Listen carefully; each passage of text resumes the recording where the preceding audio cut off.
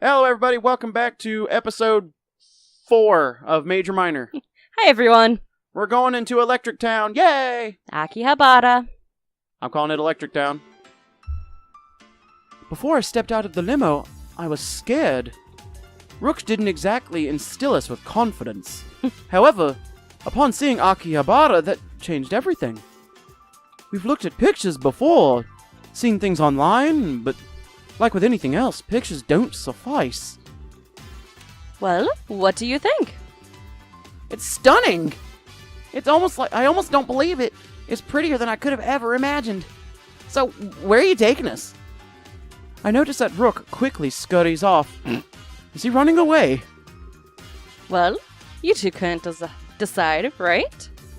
So Rook and myself have decided for you. We're going to a place called Arcadia. There's all manner of video games there. Real good job on that name. They specialize in old arcade cabinets, too. Arcadia? Wow, I read about that place. It's supposed to be retro gaming heaven. You flatter me, Keela. But you're right. Arcadia hasn't been without stumbles, though. The console and PC gaming advent was huge. No one wanted to go to an arcade anymore. Not true. When I was visiting a friend of mine, we went to this bar called Coin Op, and it was a 21 and over bar, and they served drinks, and there were old arcade cabinets, and N64, and NES, and some other fun stuff, and I enjoyed the shit out of it. Yeah, if there were still arcades that did what they called lock-ins when I was a kid, I'd be going to those. I used to go to lock-ins every Friday night during the summer because it was like $10 a person, and they set all the arcade cabinets on free play. It was awesome. I'd play the shit out of DDR and Metal Slug and Time Crisis and House of the Dead and Galaga and it kept all of you little miscreants off the streets and out of trouble. Yeah. Alright, back to this. You know what that means? Bankruptcy. Oh, I didn't know about that. But it must have been resolved, right? I mean, if it's still open today. Yeah, thanks to an anonymous donation. Someone with a big passion for gaming. I can neither confirm or deny it was me. I think you just confirmed it was you. Did I? Jade gives us both a sly wink. Keela shrugs, unsure of how to respond. Well, either way, it's still open. And the owners love their kind benefactor. Enough to give them free reign of the place. But let's not start any rumors, shall we? Remember what Rook said about our tour? With the deaths, we're under scrutiny. People would shy away from those involved. And even those associated with them. I don't want Arcadia getting hurt again. So let's not waste any time getting there. Wouldn't want to keep Rook waiting. And there's lots of fun to be had. Alright, I'm game! I have to say, this sounded cooler than a maid cafe, and Keela seems to enjoy our destination as well. She starts to lead the way, and we follow. Jade leads us down the crowded streets of Akihabara. I could tell why they called it Electric Town. The streets and stores were just brimming with light. Keela seems astounded and can't stop looking around. Not much farther. It's pretty close. That sounds convenient, or that's convenient. I thought it'd be farther away. The location must be good for business. Yeah, easily accessible. A lot of tourists stop to check it out. You know, before they go deeper in. It also stands out in its own unique way. You'll see when we turn the next corner. Sure enough, I see it when we turn the corner. It's not what I expected at all, to be honest. It looks dull. Keela was right. Every other building was so bright, but Arcadia, it was dull and inconspicuous. It almost looked more like a shipping warehouse. Well, that would make it stick out. Well, I hope you change your mind, Keela. Don't you know it's the inside that counts? I'll show you what they have to offer. She motions towards the door. After we slowly approach it, she opens it up, and our eyes behold Arcadia in all of its glory. There's a pachinko machines in the background. Yep. Welcome to Arcadia. He says it quite loudly and with a dramatic flair. Wait, is that why he came ahead in the first place? I won't turn down a dramatic entrance, but that's odd. Thank me later. You're among the elite. You got a personal welcome to Arcadia. This here is our home away from home. God, they both own it, don't they? Home away from home? Yeah, we pretty much live here. For the reasons I've mentioned before. The only price we have to pay is cleaning. Well, mainly dusting. It's not that bad. Look, make sure to show them a good time. I have some things to tend to in my office. Oh, David, come see me before you leave. No. No. There's something I'd like to talk about. No. No rush. Just make sure to come later on. No. She smirks at me before walking away. No. So as you can see, this is heaven. Arcade cabinets as far as you can fathom. I notice that Rook is typing away on his tablet. He's talking to someone while talking to us? Again, his ability to multitask is outstanding. Wow, it's not... Don't die. Jesus.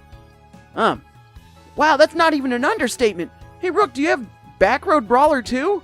Of course we do. We're not rookies. But I prefer the Turbo Edition, don't you? Is that so? Didn't take you to be hardcore. But if that's the case, then one-on-one. I know I could take you. Years of practice. It's out of order. What? Both of them are? Unfortunately, yeah. I can get a little vigorous sometimes. He broke the arcade cabinet. Good job. The joysticks are in need of prompt repair. The joysticks, huh? Right. Jade doesn't want me going easy on her. Okay. Okay. I'm gonna leave that alone. So sometimes I can get wow. I drifted into David's voice. So sometimes I can get carried away. Even then, she's undefeated. Oh, that sucks. Went right over his head. Indeed it does. But we have other options. Just follow me, I have a good one in mind. It's always a big hit with the tourists. Probably DDR. We follow him as he leads us to a machine. In big letters it reads, UFO Claw Game. Wow. Not DDR. Wow. I was expecting DDR. Oh well. Is this one of those abduction simulators? These are a staple at Japanese arcades. You have to win yourself a souvenir. Something to remember us by. It's literally a claw machine. Yep. We have these games back home. They're just not themed around UFOs. No, some of them are. I've seen UFO ones. But most of them are not. Don't you just win little stuffed animals? They're almost always rigged. The claw can't support that much weight. Can't we play something that takes skill? Hey, we don't rig games at Arcadia. This game is a pure measure of skill. It takes a great spatial awareness to win. They're not wrong. Besides, the animals inside are tiny. The claw can easily support their weight. And the claw has a UFO around it too. The game has its own motif. You're abducting cute little animals. Did you just say cute? There's something I never thought I'd hear. So who's going first? Let's have a contest. Rook immediately steps behind me and pushes me. I lose my balance and fall forward towards the machine. It seems he didn't want me to acknowledge what he said. Just play. Forget you heard anything. And besides, it's a fun little experience. You'll be helping this alien world out. I have no choice, so I proceed to play. Apparently, I'm an alien spacecraft abducting bears. It goes as far as to have a town called Teddyville. Well, this seems simple enough. Just need good aim. Keela and Rook watch me with an extreme intensity. You'd think they were spectating an Olympic sport. My tongue slips out of my mouth as I get more precise. After lining up the claw, I press the red button. And I win. That was it? It drops my prize into a chute with some fanfare. Well, I guess I won myself a little teddy bear. That was extremely anticlimactic. This game really attracts the tourists? Congrats! Not many people win so easily. Take the prize, you've earned it. I nod and lean down, grabbing the small bear. It's extremely fluffy, but seems cheaply made. Almost like it could fall apart at any moment. I guess that was pretty cool. Not as intense as other games, though. I wish those joysticks weren't broken. Well, that's life in an arcade. Most games are out of order. We don't have the luxury to pick and choose. Keep that toy safe, David. You'll always remember winning big. Most people leave here empty-handed. I don't think this qualifies as winning big. In fact, I don't think this qualifies as winning at all. This isn't something I'd really want to keep. I wonder if maybe I should give it to Keela. Or perhaps it would help deepen my bond with Rook. Either way, I don't think it should stay with me. What should I do with the toy? Oh. Okay, I don't think Rook would appreciate it. he said the word cute. I still don't think Rook would appreciate it, though. I think he'd just be like, why are you giving this to me? He might be offended. Yeah. Keela would probably squeal. Yeah, we'll give it to Keela. But at the same time, he's like, I wish those joysticks weren't broken. Yeah, I don't know. Keela was like, I don't know. We were kind of mean to him by saying no to the maid cafes. I feel like being nice to him since we're stuck with him. Is it nice, or is it just kind of frosting off something you don't want, though? True. I guess we'll keep it. Yeah. Not everything has an immediate use. Ha-ha! I decide to keep it to myself for now. I don't want to seem like I don't value memories. I slip it into my pocket, keeping it for later. But before I can do anything, Rook's phone rings. His ears perk up and he promptly reaches for his pocket. Excuse me for a moment. This could be important. He leaves us by ourselves while he takes the call. That was the first time today he's left us alone. I expected him to be taking way more calls than that. He was definitely high up there in show business. So what do you think of this place? I think it's cool, but there's no food. Like, honestly, I'm famished. I nod in agreement as my stomach goes on to rumble. I don't think I've eaten in the last 12 hours. Of course, this was largely my fault. I denied service on the plane and on the train. I wonder if Jade has anything in her office. I remember that she wanted to see me before we left. No! Come on, dude. It seems like I'd have to visit to... blah, blah, blah, blah. It seems like I'd have the time to visit her now. Should I go see her, or should I stay with Keela? Oh, Jesus. I feel like you'd probably end up wandering off. Just actually knowing you. This better not be anything that I'm yelling no to, alright? Game, don't make me mad. I let Keela know that I'm going to go see Jade. He nods, I'm sure he understands. He has a whole arcade to entertain himself while he waits. Probably for the best. Who knows how long Rook will be? I can try to win my own toy, I suppose. I wander in the same general direction that Jade did. For a moment I'm scared, this place is massive. But eventually I find a large single stairway. This definitely leads to some sort of office space. Or a sex dungeon. Whatever. I hope not. I slowly ascend the staircase and open the door. Only hoping that it leads to her office, I have a moment of doubt as I turn the knob. And I instantly see that I was right. When I enter, Jade turns to me with a smile. Hey there. Didn't expect to see you so soon. Sorry for not being ready to receive you. Damn it! I tell her that it's fine and that Rook is busy, so I decide to come and see her while I waited. I ask her what she wanted to show me in private. No. Well, actually, I have some questions. Okay. Jesus. But they might seem a little odd at first. So if you're open, please bear with me. She takes a deep breath before speaking, and surely enough her question is odd. Do you believe in other worlds? You know, like a parallel universe? I don't know what to say. I just stare at her dumbfoundedly. What kind of question is that? Well, let me explain it like this then. Let's say I flip a coin. And let's say it lands on heads. Do you believe there are other realities? For example, where it landed on tails? Again, I'm not sure what to say. I'll take that silence as a no. Well, allow me to continue. What if I flip it and hide the outcome? This is where it gets really interesting. Neither of us can observe the result. Schrodinger's coin. So it's both heads and tails at once. Yeah, see? Until the result is revealed, we exist in both realities at once. The head's reality and the tail's reality. This proves the existence of more realities.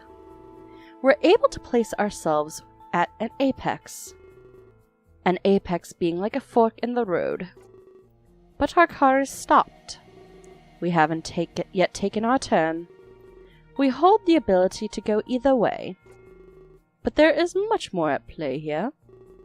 These two possibilities spawn infinite ones. We can use this to predict other realities. A reality where you don't come up here. A reality where Arcadia doesn't exist. Or one where you never even won the contest. You can expand more, it gets crazy. But we cannot prove that these don't exist. Especially because of the coin toss theory. It's a thought experiment I created. I like to think about this in my spare time. I've won awards, but that's not the point. You must think this is all really weird. People can win awards for that? Well, sure they can. It's like fiction. You only need a logical consistency. But that's part of why I love all of this. It's all theory with no practice. I blink a few times, at a loss for words. Oh, sorry. I must sound insane. I get that a lot when I talk about this. But it all makes sense. I promise. She moves to her desk and sits down. I decide to sit down in the chair in front of her. She scatters a few papers across her desk. My studies are helping me find the truth. The truth about the midnight deaths. There's a deeper meaning here, for sure. I know Rick told you all about them, and quite frankly, they make no sense. But that's why I'm attracted to them. It reminds me of my quantum mechanics. All I need is a logical line of thought. A reason for these deaths to make sense. She pushes a newspaper clipping towards me. It's an article about one of the victims. This one here. He was shot to death. But there was no gun found in the area. And not even any evidence of a gunshot. It keeps getting weirder, my friend. Look here, at the next victim. She places another newspaper clipping in front of me. This man hung himself. But there was no noose found. Just the wounds from a rope around his neck. The crime scenes are contradictory. There's nothing about them that adds up. It's as if all the evidence just vanished. That really didn't make any sense. Well, for the murder, the corpse could have been moved. But for the suicide, that's where it gets tricky. You can't move after you're dead. I mean, if you play Dark Souls, you can. There's another incident, here. One that I find incredibly interesting. Someone who survived the midnight deaths. She shows me one final newspaper clipping. He reported loss of breath, like he was being strangled to death. But it suddenly stopped, and he lived. It matches the other hanging victim. No noose, and he didn't even own a rope. But this is where it gets really scary. His neck was injured. Markings all around. Just like the other victims. But he lived. Everything else matches up perfectly. This man gave a very detailed testimony. I want to use that to help free Klaus. He shouldn't be under any sort of suspicion. I know these deaths started as we arrived, but he doesn't deserve any flack for this. I've been using his testimony to theorize. I just need to come up with something, even if it seems very incredible in nature. Aren't you a limo driver? You're confusing me. One explanation is better than none at all. The kid doesn't deserve to be blamed. This is all completely out of his control. Oh, so he's really young. And the survivor made no mention of Clace. This is very admirable of her. I'm sure she could come up with an explanation, but the question is, if anyone would believe it. The man who survived. He explained a very peculiar feeling. Something that happened during all of this. His mind was overtaken with memories, but these memories didn't belong to him. Well, they did, but not the same him. Now you know why I explained my theory. I want to relate it to his experience, and by extension, all of these deaths. These memories that overtook his mind? I think they were from another reality. It'll make sense if I explain a little more. What if another reality is colliding? Like, coming into contact with ours? And its content is superseding our own. It would align with his testimony. If someone is dead in the other reality, then maybe they die in this one too. I know it doesn't explain everything, but I used the testimony that was given. It explains how no evidence was left behind. However, there are still holes. Why does this always happen at midnight? I haven't a clue. The same time each day. Sorry for going on a tangent there. What do you have to say about all of this? I tell her that it makes absolutely no sense, but at the same time it makes perfect sense as well. Sounds like what I deal with every day. There's so many thought experiments. You can lose yourself in them easily. I know it doesn't make much sense, but it also can't be proven wrong. That's why I find it so interesting. Interesting was an understatement. She was right, though. I couldn't prove her wrong. She had a logical line of thought, as odd as it was. So, that's what I wanted to talk about. I'm trying my hardest to save Clace. I don't want him under such scrutiny. It affects you as well. You still have to hide while you're here. There's a stigma attached to his name. I want everybody to be free. I don't think either party enjoys this. Sorry, I thought it was going to have another line. I thank her for her efforts, and for the interesting lesson as well. As weird as her theories were, she was sensible. I'll have to return to my studies for now. I feel like I'm close to a breakthrough. But I thank you for your time, David. She takes out her phone and places it on the table. Would you mind exchanging numbers? I'll be in touch if anything changes. Don't worry, I won't spam you.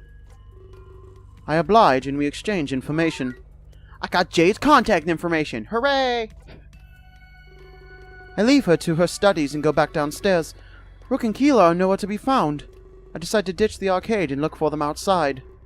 Would you like to save your game? Yes, and we're going to end it here in about the same time as we ended the last one. Yep. So the plot thickens like fucking syrup. Maple syrup on a cold day. Yeah. Where's my pancakes? Right. Alright, so next time I guess we'll delve a little deeper into this whole colliding reality theory that she's got going on. She is one hell of an intelligent limo driver. Yes. I don't think she's a limo driver. Probably not.